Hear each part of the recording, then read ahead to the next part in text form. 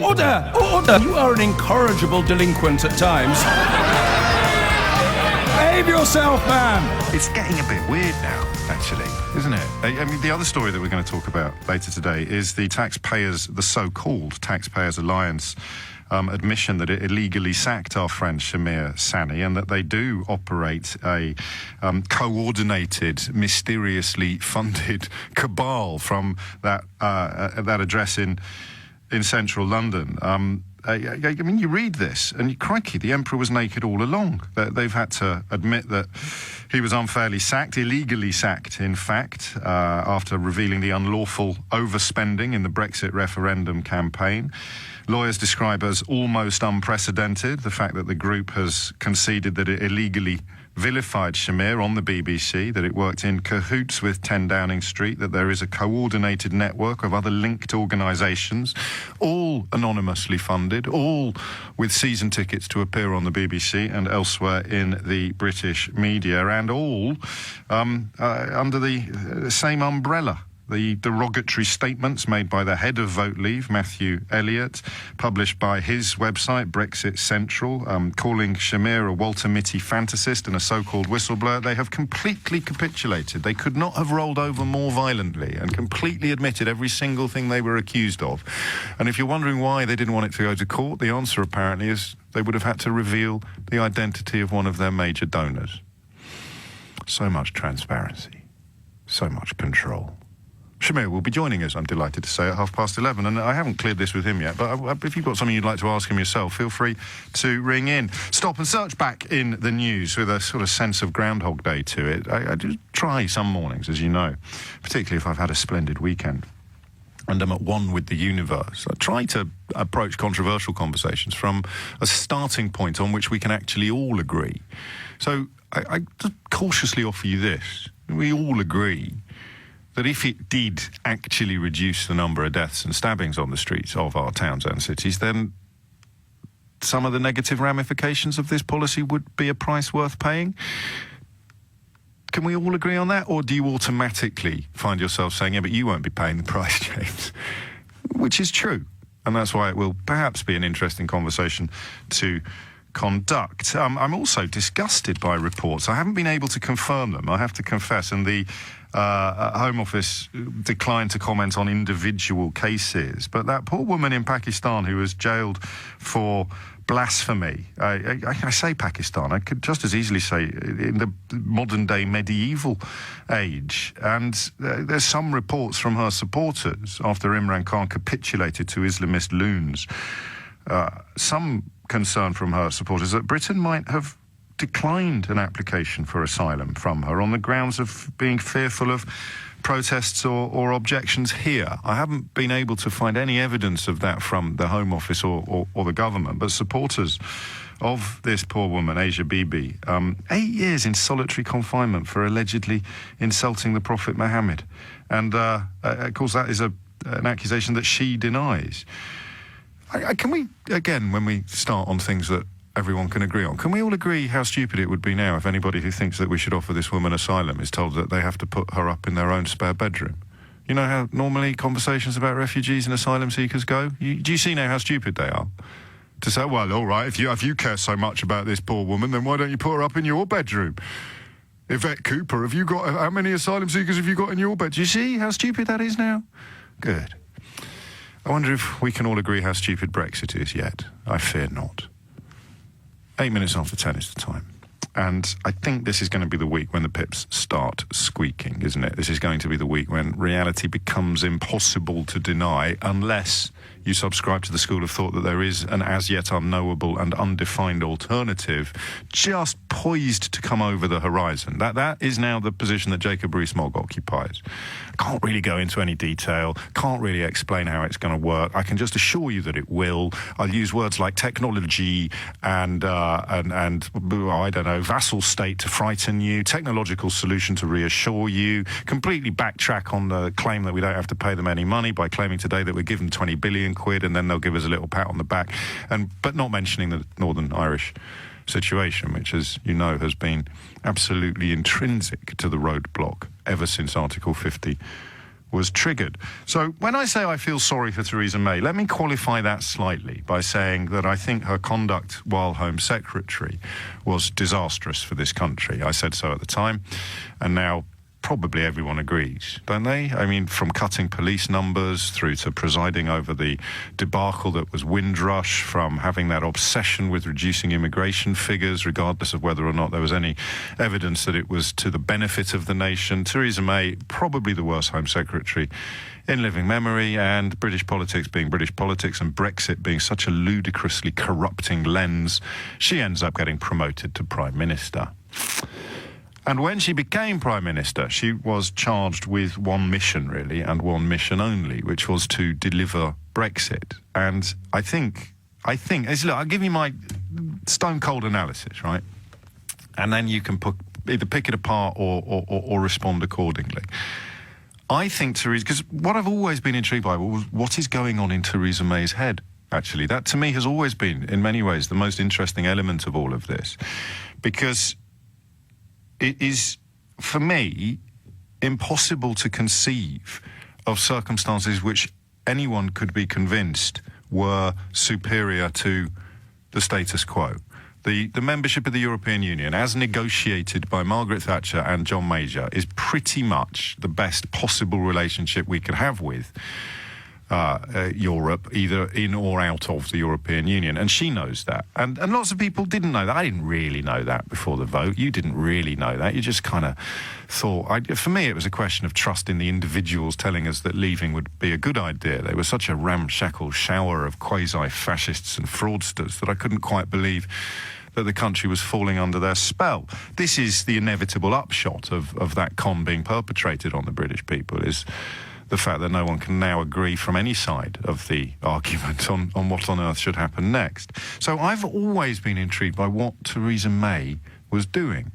And here's what I think. I think she was trying to limit the damage that she knew Brexit would do, while also, and this is the bit that I don't think she had any choice in, really, I would even use the phrase sense of duty. I've done the caveat on all the disastrous things she's done, and I would argue, I think persuasively, some profoundly racist policies enacted and decisions taken while she was Home Secretary. So I've got all that there, okay? I'm not starting a fan club for her or anything like that. I'm trying to work out what she's been playing at for the last 2 and a bit years. And for me, because you now say, why did she put Boris Johnson and David Davis in such key positions? And that, to me, is the crucial question about everything that she's done. I think she was expecting them to be honest. Do you? I think she was expecting them at some point to admit that whatever they come up with is not going to be as good as what they've got. I think because somewhere deep inside she presumes that everybody else is possessed of some sort of moral compass, that she just thought, if I give them the job of actually delivering it or working it out, Foreign Secretary, for heaven's sake, a Secretary of State for leaving the European Union, for goodness sake, I'll give them those jobs, and I'll give old Fox international trade. If I actually put them in the driving seat, or as close to the driving seat as it's possible to be, they will have to admit that the destination is a brick wall or a cliff edge. Surely. Does that make sense to you? I can't see why else she did it. Unless she thought that they did have a vision that she couldn't see herself, but because they had so passionately argued that it would be a good idea, she kind of thought, oh, well, crikey, I can't see it myself, but I'll put them in charge and then they can show me. They can deliver it. So either they were going to deliver something that was... I mean, there's no way they could have done that, though. How could they possibly have delivered a Brexit that was going to please everybody that voted for Brexit? Given that everybody who voted for Brexit now furiously disagree with each other about why they voted for Brexit. You've got, on the one hand, people claiming that they deliberately and consciously voted for economic harm, and on the other, people claiming that all they actually care about is getting more white faces behind the tills in Tesco's. There's no earthly way you could have delivered something that would please all of those people. So you go back to her very, very earliest comments on the issue, those ludicrous meaningless slogans like Brexit means Brexit and the will of the people, channeling the then editor of the Daily Mail to an incredibly dangerous degree, hiring the political... You remember that wonderful front page? The new steel, the steel of the new Iron Lady or something like that? Yeah, the bloke who wrote that article is now a head honcho at number 10 Downing Street. I mean, imagine having both of those jobs. You remember the front page? It had her portrayed as a kind of Boudica-like figure, and it was crowing about how she was going to knock David Cameron's failure into a cocked hat and ride majestically over the European Union and secure some sort of mythical... No wonder that fella got his sandwiches wrapped in a roadmap not long afterwards, because reality bites. Always reality bites, unless you're Jacob Rees-Mogg, in which case you can claim, don't worry, everything will be fine a week next Tuesday. Can't tell you how, can't tell you when, can't tell you exactly what's going to work, but absolutely it will be marvellous. So that's my question, really. What do you think Theresa May has been doing?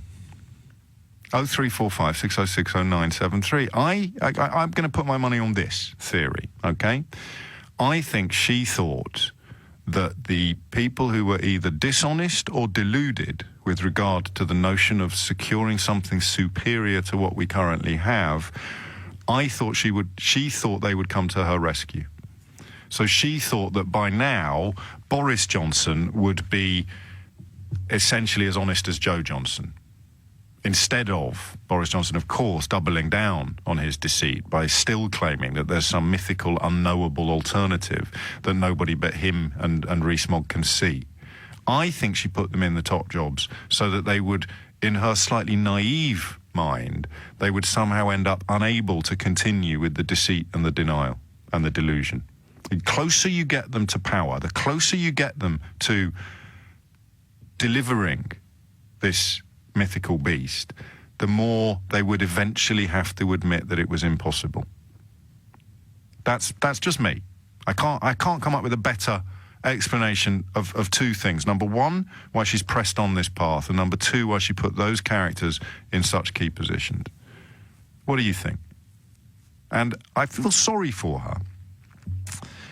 And I know you might point out, and you're probably going to be right to do so, that I don't think conjure up these feelings if she was a man, and I don't know what that says about me, or indeed about you, but I feel sorry for her because I think she has a sense of duty. She thinks that the decision to leave was silly. It's probably more silly now than she realised immediately after it was made, but she has a sense of duty and a slightly skewed concept of democracy, and she thought it was her job to minimise the damage that was going to be done by a decision she believed to be wrong. I think she's been surprised by just how much damage seems set to be done. I think she thought that some of her more, ideological, faith-based colleagues would have to kind of roll over by now and admit that things weren't going great.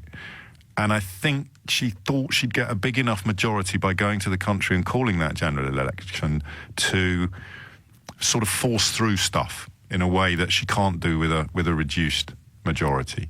So here's my question to you. What do you think Theresa May's plan has been since she became Prime Minister? Okay? What do you think, honestly, what do you think her plan has been all along? Hit the numbers now, you will get through. 0345 6060 973. It's 10:17. You are listening to James O'Brien on LBC, where we're just trying to work out what Theresa May was hoping would have happened by now. That's the question, isn't it? Because it clearly hasn't happened, unless you think this is what she wanted all along, in which case I'm even more confused than I was 30 seconds ago. Let's start in Epsom. Martin's there. Martin, what do you think? Good morning, James. Hello. I used to agree with you. I used to think that she was doing this out of a sense of duty to the country, and yes. I do think that's quite a generous interpretation. Yes, a lot of people do. I shall read out some of the fruitier rejections of that theory in a moment, but carry on. No, I truly believed that was the case until I kind of re-examined it, and now I just believe that it is out of a sense of duty, but not to the country, but to the party. If you examine sort of who could do a better, if not the same job as her in the party, it's not a particularly crowded field, and there's no one that kind of is straddling the line, sitting on the fence as well as she does without being toppled all at the same time, and no one that's acceptable to the Tory voter base. So I think there is a sense of duty within her. I mean, why else would she be doing it? She doesn't strike me as a particularly power-hungry narcissist, but I think it's more out of a duty to party than country. But the party's falling apart, arguably, faster than the country will. But maybe that was inevitable. Yes. I mean, it was the split. So what do you think she did? I think the question, you know what I'm like, I always try and finesse the question to a point where we can shuck the oysters at record-breaking speed. What do you think she was hoping would have happened by now? I think at some point she would have hoped that. Well, I mean, because I don't know. There's no. But the government have put out all these warnings, right? Yes. They're the government's own warnings, right? It's not some sort of project. Yes, but there's people in the cabinet who are saying Project Fear as the government puts out the warnings. I mean, and half of the stuff isn't even known. Like this Steris PLC, a company with $2.6 billion in annual revenue, is planning to re-domicile from the UK to Ireland. That means the Irish tax authorities would collect the taxes, not the HMRC. All of this stuff is actually happening, but you've still got very senior people saying, no, it isn't. The Emperor has got lovely clothes on. They're still doing it. I think she underestimated the power of, I'm going to say something controversial here, the con. And it was really interesting, actually. The light kind of switched on for me a few months ago over the summer when Nick Ferrari excellently was reporting on the amount of money that's already been conned in Great Britain up until that point. And it was in the millions, like in the hundreds of millions. And they got a really good expert lady on, who, of course, we love experts. Yes. And she reported that it's actually quite a conservative figure because most people won't report it when they've been conned out of money. Yes. Despite, no matter sort of generally how large. You're talking about proper cons now. You're talking about identity theft and fraud and or sending money to a con man in the expectation of being sent lots and lots of money back. People are too embarrassed to admit that they've fallen for it.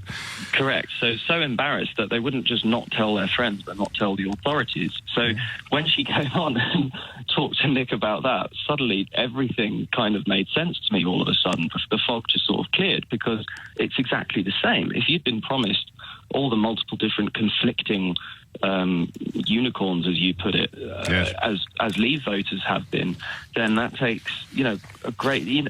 and so there isn't anything that Boris Johnson had to do.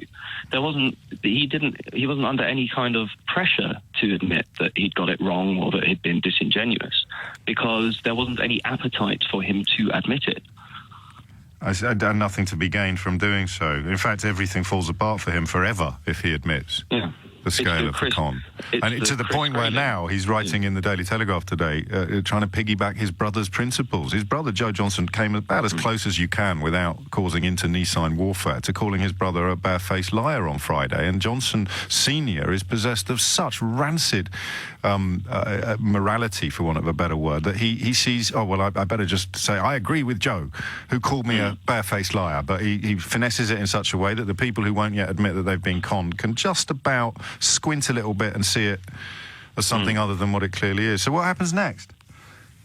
Right, so I personally think that the deal is going to go to Parliament, whatever deal it may be. Yes. Tom Brake actually came to speak to us recently and he gave us the lowdown on what's happening in Parliament. And he thinks so I personally think the deal will be voted through by the Conservatives. Simply because if they don't, we'll have a general election. Yes. And I can't think of a single Tory MP, Ken Clarke and Anna Soubry included, that want one. I mean, I think they'd rather, like you put it, have a burning house than, not be in charge of the house. Yeah. Right. And Corbyn sits on his hands while his key people contradict each other because that's what he wants. They want a general election. Don't get me started on Corbyn. But he, in terms, so let's just imagine the deal doesn't go through. Then I think Parliament, because Parliament is supreme in this country. I'm currently doing constitutional law, and Parliament is supreme and sovereign. And because Parliament is supreme and sovereign, it can choose to do pretty much whatever it likes. Yes. And I don't see Parliament accepting a no deal. I simply don't see that. So in the case that the Tories... And this is... So Theresa May's best hope is that the Parliament votes for a, quotes, deal, end quotes, that they know to be inferior to the current arrangement, but they do so out of a sense of self-interest and emergency. Yes, because I don't think there's going to be a different Conservative Prime Minister to her, but there certainly could be a Labour Prime Minister, and I think that scares the bejesus out of them. I mean, in many ways, I feel like that woman, was it Brenda, when she was told that there was going to be another election. There's parts of us all feel a bit, especially if you then factor in how much of the country, whether you're, traditionally leaning one way or the other, or no way in particular, so many feel underrepresented or, as they say, politically homeless. 0345 6060 973 is the number you need. Eileen is in Sydenham. Eileen, what's going on? What do you think her plan was? Oh, hello. I think her plan was exactly what's happening. It seems to me glaringly obvious that this is the end game, that it's all been planned right along to present us with the option of staying in the EU or having a really, really difficult period of time that could be a whole generation. Yes. And no other option at all. So this is very much planned so that we then maybe in the end we just go back to another vote. People will vote to remain because the options I don't know that they will, actually. Well, actually, yes, that's very true. They might not, but this is, I think, the assumption. And basically... hang on, just slow down a bit. Because so you think... Because this is... I've seen this punted by the sort of more stubborn fringes of the Leave vote, that Theresa May has spent over 2 years deliberately sabotaging Brexit. Is that what you're saying? Yes. I mean, I voted Remain, so yes. I'm not a Leave No, person, I know. I appreciate it. that. But that means you needed to tell me now what she could have done better. Because as I understand it, and I've been swatting up on this since the vote, as I understand it, there's nothing they could have done differently. Because, of course, it takes two to tango. The European Union lays out its rules and regulations and its position. And they tell us, essentially, because we're not going to be members anymore, they're in charge of what kind of relationship we have with them. The terms of withdrawal are treaty-bound and written. So what could she have done differently that might have... I guess what I'm saying is, where is the good Brexit that you think might have been an alternative? Because I've never seen it.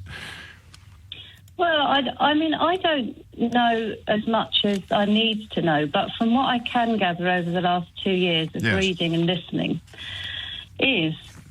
that we are being told that the EU is in charge of it all and dictating terms to us. We're being told that. We don't know that.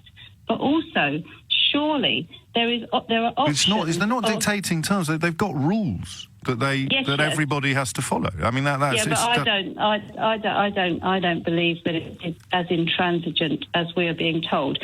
Even if it is as intransigent as we are being told, then why not just be honest and say, we never... I mean, the government... Because honesty involves turning around and saying there is no prospect of us securing something better than the membership negotiated by Margaret Thatcher and John Major. I don't go along with that. See, I so know then tell me what the good deal is. I'm listening. I don't believe that the only two options are to remain or to go in a terrible, terrible state of everything. No, I know you don't, which is why I keep asking you what the third option is, and you need to now tell me. It's called negotiation and change and getting different trade deals, and it's just called negotiating a different deal.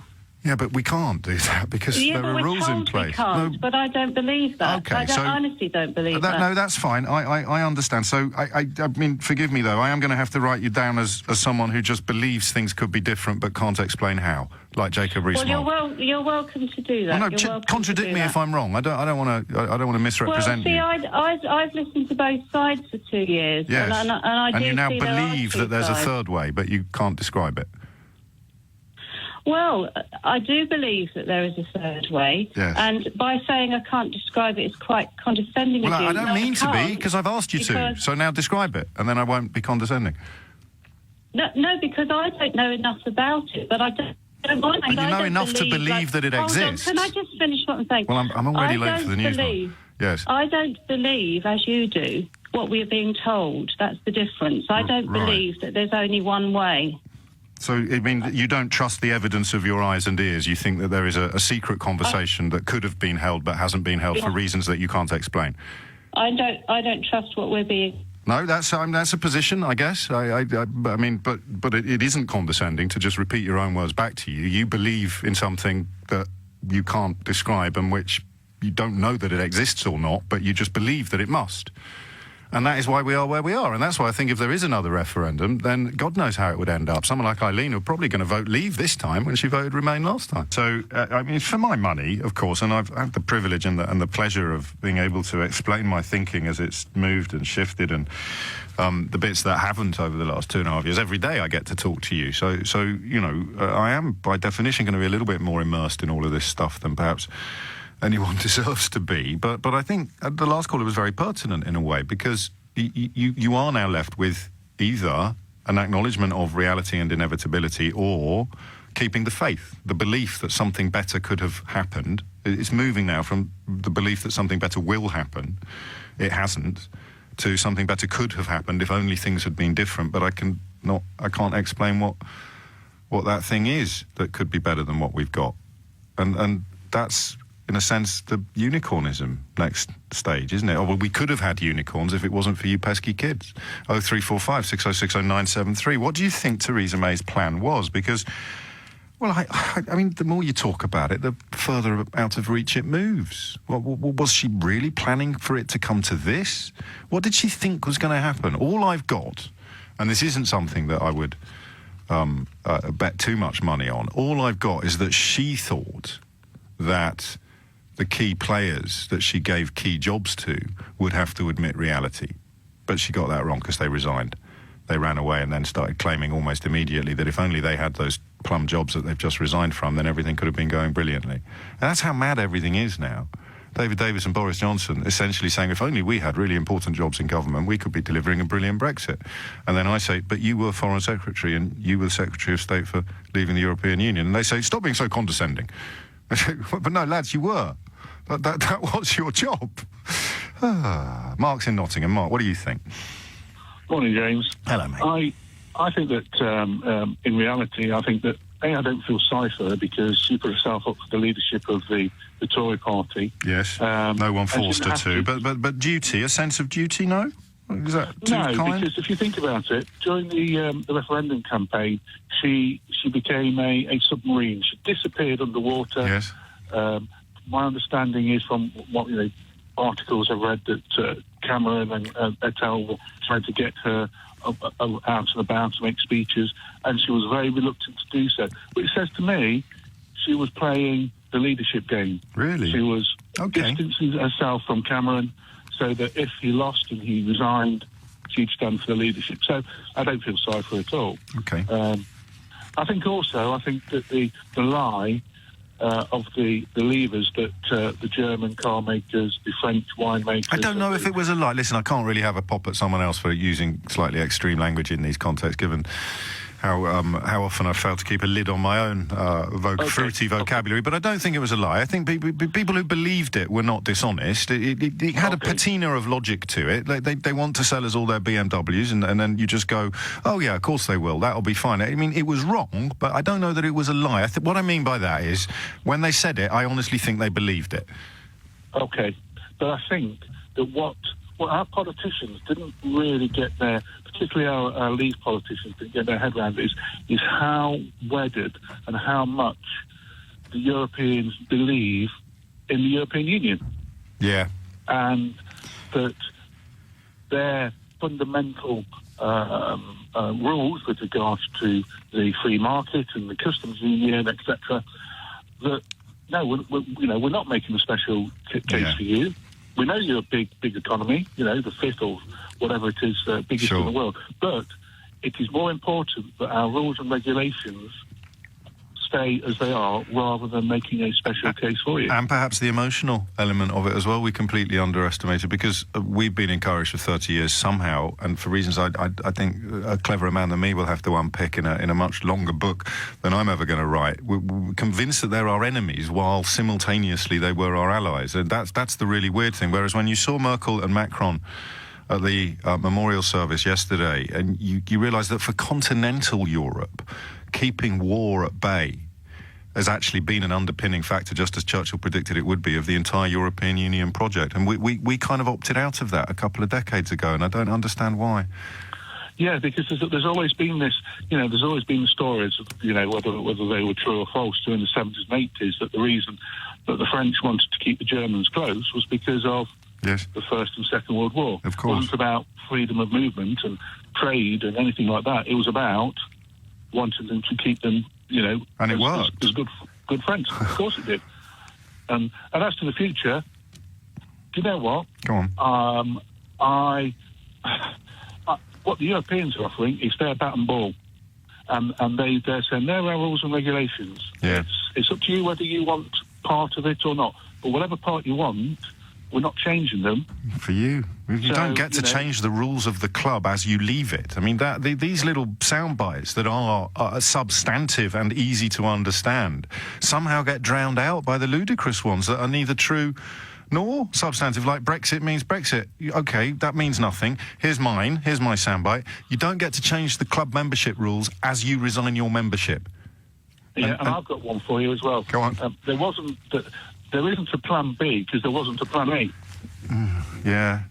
I mean, what about the idea that either, this is all I've got left now, either she thought, and I'm going to use the unicornist argument, even though some people don't like it, but if you're going to ring me up and tell me you believe in something but you've got no evidence that it exists, I'm going to talk about unicorns or religion or a cult. So either she kind of thought, well, maybe there are unicorns, I'll put Boris Johnson, David Davis and Liam Fox in the key jobs and they can go and get them, they can go and find them. Or she thought, well, there clearly aren't any unicorns, but these clowns don't realise that yet, so I'll put them in the jobs that they will need to be in. I'll give them the prominence and the positions that they will need to be able to...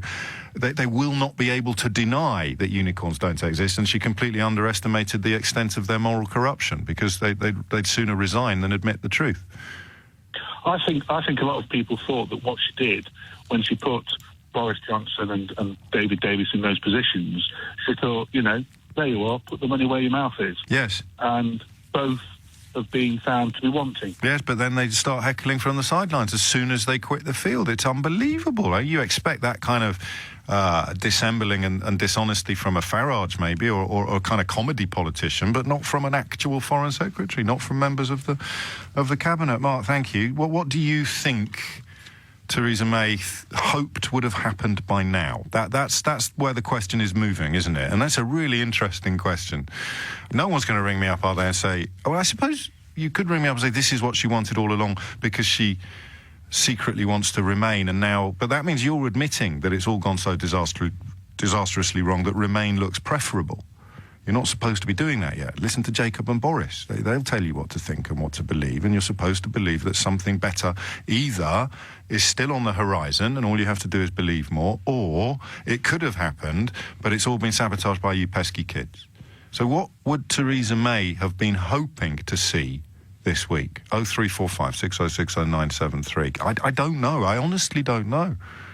Because there is no relationship on the planet, really, with the largest trading bloc on the planet, better than the one we had after Margaret Thatcher and John Major negotiated it. That's become clear, even to somebody like me, who historically would not have considered Margaret Thatcher and John Major to have been top of the pops when it comes to prime ministers in my lifetime. Shamir Sani, who has secured a complete capitulation from the Taxpayers Alliance, will be joining us from 11:30, an astonishing catalogue of catastrophe, really, for that very, very shady lobby group, which has been ludicrously described as a think tank in this country for as long as I can remember, while enjoying a season ticket on the BBC, who frankly should know better, and sundry other broadcast organisations. I think it'll be Shamir's first big broadcast interview since the, well, how would you describe it, really? The right-wing pressure group, the Taxpayers Alliance, has conceded that it illegally sacked the whistleblower Shamir Sani for revealing unlawful overspending in the Brexit referendum campaign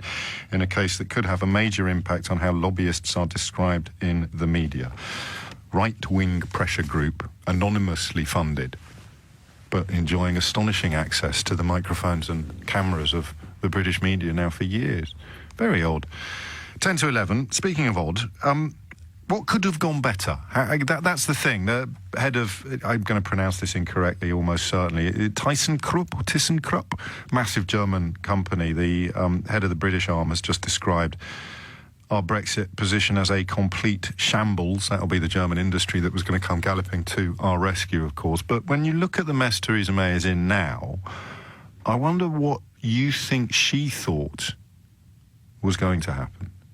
because from where I've been sitting, and I mean, it's as close to a ringside seat, I think, as anyone's enjoyed, I think I can't see what could have gone differently for her. And unless you subscribe to the school of thought that, well, there could have been something better than this, but I don't know what it is. I just believe that there could have been, which is not a position I can argue with. All I can do is describe it to you and get called condescending. So this is what you're saying. Don't be so condescending. Well, but you just said you believe in something. You don't know what it is, where it is, or how it's going to happen, but you believe it must exist. Yes. Well, Theresa May doesn't get away with that. She can't stand on the steps of Downing Street and say everything's going to go brilliantly if you all just believe more. That Believe in Britain line that they were trotting out a few months ago, I tried that. I spent a whole day believing that Brexit was going to be brilliant. Every time I closed my eyes, I told myself, I do believe in fairies. I do believe in fairies. Nothing changed. Still a disaster. So what was she thinking might happen? That's the question I'm most intrigued by this morning. Graham is in Liverpool. Graham, what would you like to say? Yeah, I want to go back to what the lady was saying about there could have been a way of doing this. I mean, I know, but yeah, go. I don't want a pylon, but carry on. No. I think she's kind of got a point in a weird way. But Good, it would require, at this point, it would require a time machine. Mind your language. Mind your language, Graham, if you don't mind. Okay. Right. Messing up. Yes. The fact is, the Conservative Party could have, if it had been orderly, had any clue what they were doing. And to be fair to them, in a weird way, this is the most complex thing a government's ever tried to do in the history of the world. So there's that. Taking the eggs out of a baked cake, that was always going to be very, very difficult. However, we would not be in the mess we are right now if the government had sat down and behaved like adults, listened to their civil servants instead of sacking half of them. The turnover rate at DexEU is 50% for the civil servants. This is true. The average age of the civil servants at DexEU is 32. You have children straight out of university going and sitting down with SmithKline Beecham and AstraZeneca and all the big pharmaceutical companies and saying Brexit means Brexit. You've got these kids going to the WTO in Geneva and saying Brexit means Brexit. No. What they should have done from the start was had their ducks in a row for the withdrawal agreement before triggering. But they wouldn't have triggered Article 50 and she'd have been crucified by the Daily Mail. Yeah, but they could have got their ducks in a row and negotiated amongst themselves because they weren't allowed to start. What would that have looked like? What sort of things might have been achievable if they had been put in place before Article 50 was triggered? Because I'm ignorant now. There are only 4 parts to the withdrawal agreement. People keep talking about a deal. It's not a trade deal. It's just the agreed process of withdrawal, and there's only 4 elements to it. It's pretty simple. You've got the divorce bill, so we have to pay that because we've signed up to the international treaty saying we're going to pay it, an amount. Yes. We have to work out how much it is and when we're going to repay it and the repayment schedule. We've got the geographical indicators, which is like Cornish pasties from Cornwall, yes. Champagne from Champagne. Yes. That's easy to sort out. Then you've got EU citizens' rights. Phone line's going funny. That phone line's going funny. Go on. Yeah. So. EU citizens' rights here and British citizens' rights. We could have done that in the immediately. 27. We could. There's nothing. We didn't need to do that before. We could have worked out what we took to the EU. Right. And finally, the hardest bit was the Northern Ireland situation, which can be solved very simply by us just staying in the single market and the customs union. Yeah, but then we've got freedom of movement of people, and all the racists go nuts. Yes. So, I mean, you're being a bit glib here. You're forgetting that Brexit was driven by xenophobia, and your solution to it is to annoy the xenophobes. No. Yes. What we do is we say, hey, we've got this new rule that means that any EU citizen living here without any visible means of income for 3 months, we can deport them. So but you're not describing a Brexit plan. You're describing remaining, man. No. Yes. Basically, we're basically not going to be told by the EU what to do anymore. Do you think people have thought too much about this, James? Do you think that they were sitting there but my role here, I can't let you basically describe staying in the European Union as a better Brexit plan than the one Theresa May undertook, because you're doing the brino, aren't you? Briefly. We wouldn't be sending MEPs to Brussels, and we could say we're making our own laws. Fine. I get all of that. And speaking of time machines, do you know that it is 65 years ago today that lightning struck the town hall clock in Hill Valley? Do you know that? 65 years ago today that Back to the Future's pivotal plot point occurred. But we digress. Get out of your time machine, Graham, and answer the question based on things that have happened. She did trigger Article 50. So in her mind, when she did that, what was the best case scenario for now? She hadn't got a clue, James. That's and the none of us alternative plan. did. None of us did. The most Googled term after the referendum was, what is the EU? Yeah, I know, but but there weren't actually that many people doing it. It was a slightly manufactured or exaggerated position there. I researched it when I was writing my book and decided not to put it in my book after all. In the first draft, it was the first line of the Brexit chapter. And speaking of my book, thank you. I was very relieved that it did actually sneak into the Sunday Times top 10 by such a tiny whisker. I don't think it's going to become a fixture of the charts in the run-up to Christmas, but every single person that bought that book can realistically lay claim to have been the person that pushed me into that top 10 in the Sunday Times yesterday, which genuinely... Right, all right, I'll say it. Rupert Murdoch can say it's the humblest moment of my life. That was one of the proudest moments of my life, and I owe it all to you, so cheers. Chris is in Maida Vale. Back to Theresa May, Brexit, and what could have gone differently. Chris, what do you think?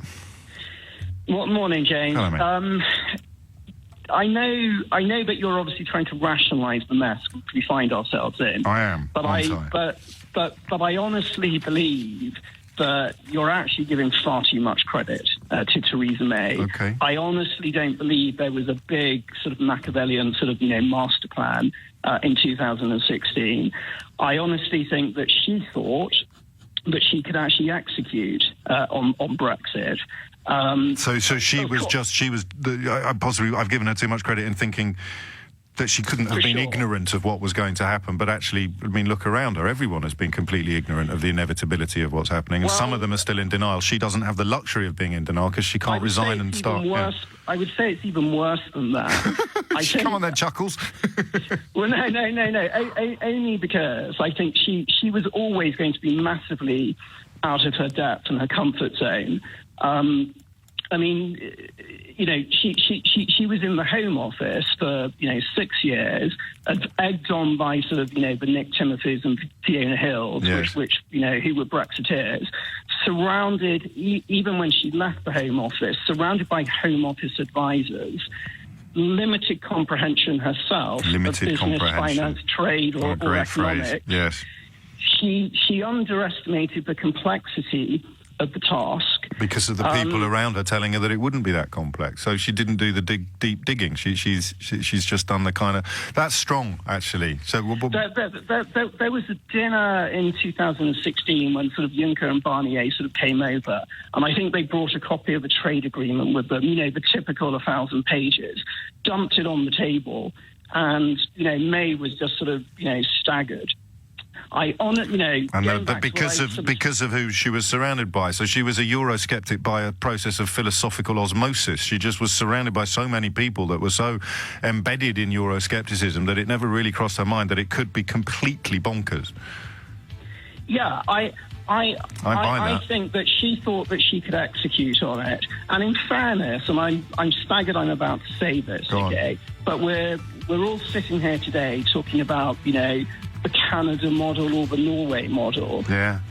One has to remember that, presumably those models actually got named after a country. So why couldn't she have thought back in 2016, there'll be a UK model? Of course, and instead of this odd attempt to sort of reverse engineer history, I may have to issue an apology after the 11 o'clock news, after I've given my colleague Keith a slap. They're claiming it's 63 years since lightning struck that clock. This is from yesterday's Observer, superb newspaper, just the occasional dodgy book review. It says, the TPA claimed to have lost a donor because of my actions. This is Shamir Sani speaking. If they had fought the case in court as we wanted, they would have had to reveal who their donors are. That they were prepared to admit that their illegal behaviour on all counts shows how far they are willing to go to protect this information. Shamir Sani speaking to the Observer yesterday. He'll be speaking to you in about 26 minutes. Astonishing developments. But, of course, the media is so complicit in this that you won't see it properly reported everywhere else. You might even still find Taxpayer Alliance mouthpieces popping up on the BBC rather than get them to admit that they are a mysteriously funded right-wing pressure group, and not, as the nomenclature is designed to suggest, somehow representing you. Because what the Taxpayers Alliance stands for is less money being spent on the things that keep us safe and secure. Not such an attractive position when you think about it. 4 minutes after 11 is the time. Back to this question of Theresa May, and I think that Chris in Maida Vale has got a better analysis than me. And the reason I say that is because as he described Theresa May, I recognised elements of myself. When Gove declared for Brexit, when Gove came out as in favour of leaving, that's when I flirted with the idea briefly of voting to leave, because I know that this is a slightly eccentric position to adopt. I quite like Michael Gove, or I have historically quite liked Michael Gove. I don't know why, and there might be a degree of cognitive dissonance here, but I enjoyed his journalism. I enjoyed his newspaper columns when he worked at the Times, and I liked his ability to express himself. I enjoyed his way with words. In short, I thought Gove was clever, right? In many ways, I still do. So when somebody clever came out and said it's a good idea, then I thought, well, maybe it is. Chris in Maida Vale suggests that because Theresa May has spent much of her political life surrounded by people she considers to be clever, who were very much of the view that leaving the European Union would be a good idea, most obviously the very strange man Nick Timothy, that's why she thought it was possible. So she wouldn't have been able to tell you and me why or how, but she would have been able to tell us what. Do you think it is possible to deliver something preferable to that which Margaret Thatcher and John Major delivered? Answer, yes. Why? Well, Nick says so. And I don't know if Fiona Hill, her other key aide, Tim Shipman's book is astonishing on the influence that these two exercised over her at the Home Office and in her early days as Prime Minister. If you are only really hearing the voices of people insisting that something is a good idea without ever really giving you the detail or explaining why, it becomes a personality judgment issue. Just like me with Michael Gove, thinking, well, if Gove likes it, then maybe, then just by accident all the racists and liars have ended up on the right side of this argument, because I don't think Gove is a racist or a liar, and he thinks it's a good idea. All the other key players in this debate seem to either be pandering to xenophobia or indulging in imperialist exceptionalism. Now I realise Gove probably belongs in the latter category, a kind of weird post-imperial exceptionalism. But at the time, I thought, well, maybe it is a good idea. I couldn't tell you why, but Gove likes it. Do you see? So Chris's analysis was that Theresa May couldn't really tell you why it was going to work out, but she genuinely believed that it would because some of her most trusted allies said so. That's better than my analysis. My analysis is, what the heck was she expecting to happen?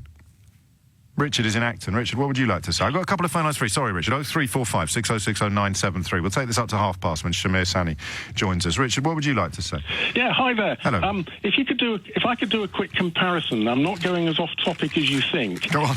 Right. Political commentators asked the question, why did Nick Clegg go into coalition with the Nasty Party? Yes. Ending up falling on his sword and committing political suicide. Yes. And I think his answer might have been, I went into coalition with the Nasty Party to make them less nasty. That would be his answer. He would say, you think austerity was bad. You should have seen what they would have done if I hadn't been there. Point. Yes. They might well have won the 2013/14 election with a working majority, and the whole cabinet would have been George Osborne, Ian Duncan Smith, and Esther McVeigh. If you think this, it makes me want to projectile as well. If you think this lot are bad, you ain't seen nothing yet. And I think this is what Mrs. May is trying to do. Her trouble is, if I can just chuck in the analogy quickly, go on. She's Henry VI. And her trouble, I think, is that she thinks that had Michael Gove or the other... Your analysis of Gove is flawless, by the way. Thank you. If Boris Johnson... Henry VI being a kind of rock and a hard place monarch. Well, a decent man trying to do a good job, but basically useless and incompetent. Hamstrung. And he's surrounded by a dominant wife who is a very good queen and administrator, by the way. So Eleanor of Aquitaine? No, Margaret of Anjou. Margaret of Anjou, sorry, yes. Carry on. And he's surrounded by the Duke of York and Somerset and all the others, faction fighting, and he can't do anything about it. And I think what she's tried to do is to say, well, if you think I'm bad... Yeah. Boris Johnson or Michael Gove as Prime Minister, they would have done a Farage, triggered Article 50 on day one. Monsieur Barnier knocks on the door and says, excuse me, chaps, we understand you're leaving, we regret you're leaving, we don't want you to leave. Let's have some negotiation. And they would have rudely turned around to him and said, excuse me, Monsieur Frog, yes. Don't you understand what leave means? Yes. Leave means leave. Brexit means Brexit. The will of the people has spoken. Now you go back to Brussels and your sinecure, and we'll go to the sunny uplands, as predicted by Daniel Hannan in that wonderful buttock-clenchingly embarrassing thing you read out last year. Lovely turn of phrase you have, buttock-clenchingly embarrassing. I don't think Hannan's capable of embarrassment, actually, but you're talking about our buttocks, not his. Briefly, though, because this is a development of the damage limitation school of thought, or the damage limitation theory. She saw her role as being trying to curb the excesses that may have occurred. So, in terms of what she was hoping would be happening now, where would you go with that? So now, I think the nearest I can get to the plan B. The trouble is, because my Henry VI analogy, she vacillates, she faffs about, she's insecure. Well, oddly, that's what Nick Clegg told me about her role at the Home Office, is that everybody was incredibly frustrated by her refusal to make decisions. She was always... Yeah, but I think the nearest to a plan B, if you're asking that question, would have been to stay in the customs union and have a Norway... I don't know whether it's a plus or a plus. No, or Jacob Rees-Mogg's latest nonsense. Multiply that which is in the brackets by 10 to the power of 3 divided by 5, etc., .com. I don't know, but I think, joking aside, yes. some sort of... We'll sort of leave the EU, but not leave the EU. But the irony is, and it only struck me recently, that if you leave the club, you have no more say in how the club works. Well, of course. So the point is, the club, and I don't want to use silly words like vassalage and colony and all that stuff. No, but you say silly, they work, mate. They do, that's the trouble. That's why Trump is so popular. Yes. It works. Yes. He says what they want to hear. Even though it's nonsense. And to the great patriot who missed out on the memorial service because it was raining. It's astonishing, isn't it? He knows his base so well. They won't mind. I'm not even going to go to the ceremony marking dead American soldiers. I'm not even going to go, and they're so stupid they'll still love me. If you want actually a perfect definition of a snowflake, just say Donald John Trump. That is the perfect definition of a snowflake. Or a raindrop.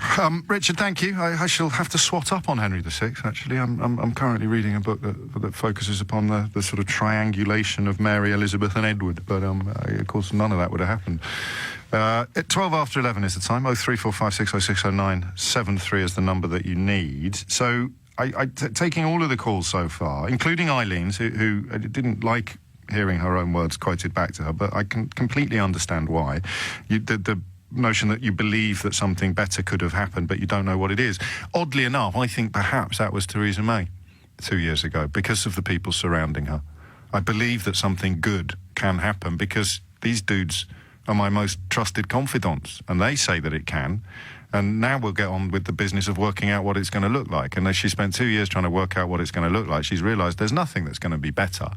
So that's why she's ended up in the mess that she's in. So rather like anybody who voted to leave the European Union because you believed something that subsequently turned out not to be true, so Theresa May believed that she could deliver a Brexit that would somehow be better than membership because of the people that told her it was possible. I don't know. I mean, it's slightly unnerving to think that somebody who held one of the great offices of state could have been as much in the dark as the rest of us. But it's not implausible, is it? Charles is in Balham. Charles, what would you like to say? Good morning, James. Hello, Charles. I think Chris from Maida Vale's analysis is spot on. Yeah, I do as well. I've got one other piece of evidence that I think backs it up. Go on. And that's Ivan Rogers. Oh, God, yes. Yes. Because, of course, Ivan Rogers was going to be the person that was negotiating with the EU. He knows the EU inside out. And he was repeatedly briefing Theresa May plus Boris Johnson plus the number 10 Downing Street officials that the EU would not budge on their red lines. And I think as a result of that, he got fired. Because he was our ambassador to the European Union for years. He explained to these people who, in the case of Johnson, had spent their entire careers maligning the EU, he explained to them how it really worked, gave them a reality check. Theresa May chose to fire him and carry on believing. Exactly. Which is why belief became such a big part of the rhetoric, isn't it? It's why, because ultimately, probably even quicker than we realised on this programme, it was coming down to a choice between believing or understanding. Yeah, exactly. And she chose believing, which is why we're in the mess at the moment. What could she have done differently, though? She would just have had to do this mess now. I mean, do it much, much sooner. Well, look, you voted to leave. It's going to be really bad, but it's what you voted for. I'm going to make it happen. And that's why she couldn't do that, because she had to believe that it wouldn't be a disaster. Yes, she could have kept Ivan Rogers on board. She could have listened to more people that actually understood. But the Daily Mail would have had an embolism. Well, yes, but if at least if she'd have understood that you weren't negotiating with a set of people, you're negotiating with a set of laws and treaties. Which Ivan Rogers understood perfectly.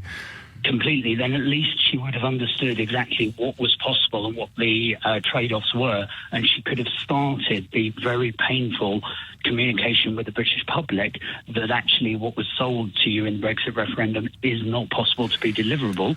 There are certain outcomes and certain ways we can leave the EU, but it's nothing like what was on offer. And we can still do this, but these are the compromises that you need to make, and there are a number of choices. Because she carried on in the belief space, we lost that window, and now, we triggered Article 50. Although she has succeeded in uniting the country. Sadly, the country is united in its dismissal and disapproval of whatever it is that she's going to cook up in the next couple of days. That's really interesting, isn't it? The Ivan Rogers angle, coupled with Chris in Maida Vale and Eileen in Sydenham, representing the belief lobby, which is still strong, still exists, still might, I don't know, it might turn out to be true, seems increasingly unlikely. But Theresa May, of course, once reality began to bite, she did what most people have done, and she doubled down on the denial. She doubled down on the empty rhetoric, like Brexit means Brexit and will of the people. And just, what was she doing? Hoping that a unicorn would come over the horizon? Hoping that the European Union would let someone leaving the club change the rules of the club? I don't know quite what would have consoled her in her darkest hours. Well, I think this is where you get into... she went through cognitive dissonance for a while. I think she's now actually starting to come out of that, which is why she is putting forward the deal that she has at the moment. Because although it will please nobody, it is potentially, and I think it's still a big if, something that the EU might just about go for. Right. Yeah, but I think... but it's not going to be anything like what the Leave campaigners promised. The resignation letter, someone just pointed out Ivan Rogers resigned rather than was fired, but I think it was one of those resignations that was, if you like, provoked very strongly, but just to clarify. Astonishing, actually, to think that could just be that simple. I do have a tendency to overcomplicate things. Presuming Theresa May had some secret master plan that, for reasons we've been trying to unravel this morning, failed to come to fruition. The truth could simply be that, like an awful lot of people who actually voted Leave, she just believed people who were wrong. I'm not going to get a book out of that. Sometimes the truth is dull and simple, isn't it, rather than complicated and exciting.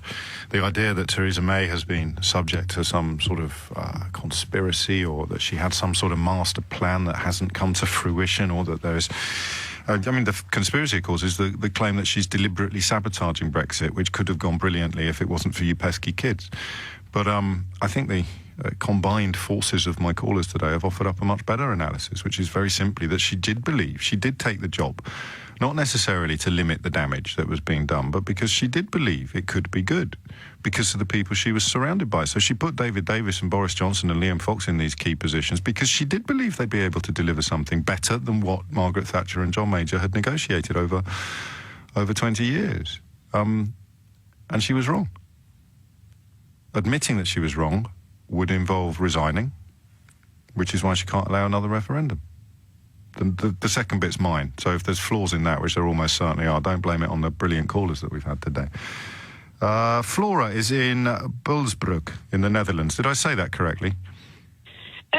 Yes, thank you, James. That's pretty good. Not even close. You're so polite. Carry on. What would you like to say? What do you think Theresa May... Well, just talk to me. Say whatever you want. So first of all, I'm not a native speaker, so I'm sorry if I get some of the words wrong. I hope I can explain myself properly. No, I think Theresa May knew what she was doing, and I think she was betting on becoming something of a wartime prime minister, taking Margaret Thatcher and John Major as an example, because they managed to negotiate extras and opt-outs from the EU. But I think she overlooked what happened to David Cameron a couple of years ago when he tried to negotiate with the European Union. Yes. And I think she in particularly overlooked the fact that we also learned from negotiating with the British. Yes. And one of the things we learned is that it seems, and this is my opinion, I mean, it seems it doesn't really matter how many concessions we do to the United Kingdom concerning their membership. The fact that we are making a concession will always be interpreted by some of the British as a loss. Yes. Because apparently your Prime Minister hasn't gone far enough to get even more concessions. So every concession is seen as a starting point for more concessions, because your Prime Minister hasn't used the ultimate thing in negotiating, and that is slamming her fist on the table and walking out. And that had happened. So in a sense, I think what you're saying is that she presumed that the fact that we'd voted to leave would give the European Union a massive wake-up call, and they would change their rules to accommodate the wishes of someone who didn't want to be a member anymore. Exactly, and she would have a sort of easy right to get out of the EU, because the EU would be shocked and say, okay, no, please don't. And that didn't happen, because I think David Cameron... Oh, wow. So you think she thought that they might capitulate to such a degree that she'd be able to sell remaining back to the British public? Partly. That was my first guess. Yeah. The problem is, what capitulation, though? We're not in Schengen and we're not in the single currency, so what could they have given us that would have fed the unicorn fans, apart from unicorns? The same. I mean, it's like the divorce analogy, you know. You give the other partner everything, the house, the children, the wife, the car, and you're still complaining because we didn't toss in the mistress. Yeah. It does. That's how it looks from Holland. Great. Sorry. So we weren't sure what we could give you apart from the keys to everything, and allowing you to make your own rules, etc. But and you can enjoy all the benefits of membership without any of the responsibilities, which is essentially kind of describes that position perfectly. Oh, man, so I don't know what... I mean, I think Theresa May could have persuaded the British public not to leave the European Union if the European Union had said you can have it all, but you don't have to obey the freedom of movement rules. I think she could easily have got that past the British, but the massive misunderstanding here is the freedom of movement being such an intrinsic part of the European Union's raison d'etre. And also, and maybe you don't appreciate this from Holland, we have operated in this country, even people like me who've latterly come to see the benefits of membership, we've all operated under a kind of presumption that it's not a force for good. You kind of begin from the position that they are too tough or too strong. We have phrases people use like EU SSR or the Fourth Reich, and this. I know, and that infects even people who don't buy into that kind of stupidity. We are all infected by it somehow. But it's both ways, because when I hear, well, first Boris Johnson with his Nazi, punishment, beatings, yes. And now Jeremy Hunt with his Soviet comparisons. I mean, I'm pro-membership of the EU of my country, but also of Britain. Yeah. But when I hear stuff like that, I'm thinking, maybe you should leave. Maybe you should get out. If you don't get it, if you don't understand why we have the European Union and why it is so beneficial. And one thing, James, I think you don't realize this now, but you will realize it as soon as you've left, how little there is organized on a European level. Yes, go on. Because you will have to strike several, or 27, bilateral deals with countries, because it hasn't been, how would you say it, forced upon everybody from Brussels, because member states have their own discretion on dealing with the VAT and dealing with other stuff. So that's the ultimate irony, isn't it? That we're going to be hurt by the fact that the European Union isn't as all-powerful as people were told it was when they were being persuaded to vote to leave it. Yes, the ultimate irony will be that once you're out, you will be the driving force for further European integration. Yeah, of course. Agenda, because then you find out, oh my God, it isn't organized in Brussels. We have to deal with Luxembourg and Lithuania to get this stuff done. Flora, I'm going to move on, partly because I kind of want to squeeze in one more person, but also partly because that person's name has become a byword for Brexit, completely by accident. I presume that you have been known by this name for some time, Fudge, in Hornchurch? Yeah, I have, yeah. What do you want to say, Fudge? Name. Mr. Brexit, I'm going to call you. What do you want to say? Well, essentially, I think the last few callers have pretty much got it spot on in terms of Theresa May believing, but I don't think it's quite right in terms of believing that it's going to be better than staying in the EU. I don't think you can just change at a switch of a hat. That's how you all of a sudden will believe. In terms she was a very low-key Remainer, probably more for economic reasons than anything else. But really, people she considered to be really clever were telling her that it could be better than remaining. And I think that she had to persuade herself they were right. She put them all in the plum jobs, both the office jobs, like Nick Timothy and Fiona Hill, and the political jobs, like Foreign Secretary and Secretary of State for leaving the European Union. And she just kind of crossed her fingers. See, that part I agree with. But the thing I think is that, like me, I mean, I voted to remain, but I mean, it was only just in the end out of fluke. I didn't really know the facts like I do now. Nobody did, mate. None of us were qualified to vote in that referendum. None of us. Least of all the key campaigners on the Leave side. Yeah, so essentially, I think she thought at the beginning was that she would be able to just deliver a Brexit which the country could get behind. So there was a plan which she couldn't see or know. She didn't have facts about it, but she thought that the people that she trusted, they could deliver a Brexit, which even Remainers could say, OK, well, 52% voted for it, let's just get behind this deal. But I think that most of us were ready to do that. It's been a shock to everyone to discover the scale of the disaster that we've inflicted upon ourselves. So I think the thing where she is to blame, though, I think, is that where instead of she did start looking at the facts, she ignored them and started hiding behind meaningless slogans. Yes, so, and believing. She started claiming we just need to believe more. And the number of respectable or previously respectable journalists that went along with that narrative will never cease to shock me. Very briefly, where does the nickname come from then, Fod? My real name's before G, so it was like RG. I see. Just a shortening of the old surname. That's good to know. Thank you, Fudge.